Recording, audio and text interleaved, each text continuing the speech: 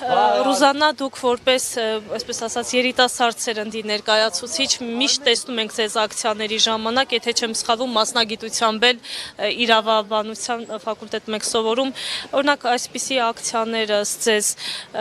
ինչ նպատակ կարող են ծառայել եւ արդյոք կհասնի ակցիան, հա, իր նպատակին եւ կամ դատախազությունները կամ դատարանը կվերանայի իր որոշումները քաղբանտարկյալների վերաբերյալ, որովհետեւ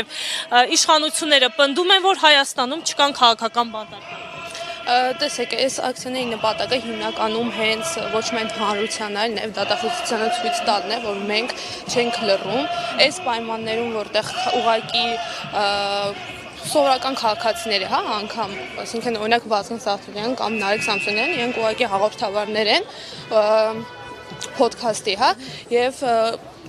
դատախազությունը իրենց մեղադրում է մի հանցանքի մեջ, որի մեջ չկա հանցակացում, այսինքն վիրավորանքը ու խուլիգանությունը, հա, այստեղ հստակ իրենք ասում են, որ իրենք խուլիգանության համար են, հա, այսպես ասած կալանքի տակ 2 ամիս վերցել,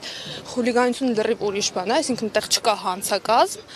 որովհետեւ իրենք կարողանան այդ ամեն ինչը իրականացնել, բայց հիմա մեր նպատակը կոնկրետ հստակ հանրությանը ցույց տալն է, որ մենք չենք լռելու, որովհետեւ այս ամեն ինչը քաղաքական ենթատեքստ է իր մեջ պարունակում, այսինքն այս ճնշումները հենց կոնկրետ իշխանությունների կողմից է իրականացվում, ոչ թե դատախազության։ Հիմա դատախազության պարտականությունը այստեղ մեկն է, որ իրանք պատասխանատվություն կրեն, որտեղ իրանք պարտավոր են այս ամեն ինչին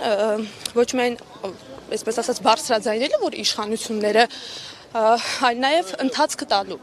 Այսինքն վերանայելու, հա։ Այո, պետք է, հա, իհարկե մեղադրանքները պետք է վերանայվեն, որովհետև մենք հստակ պահանջում ենք, էլի, որ թե խափանման միջոցներին քան համաչափ կիրառվել, այսինքն կալանքը մի բանի համար, որի մեջ չկա հանցակազմ ու 2 ամիս ու ավել մարդիկ կան տարիներով, հա, կալանքի տակ են մնացել, այդ ամեն ինչը պետք է վերանայվի, այս քաղաքական ենթատեքստը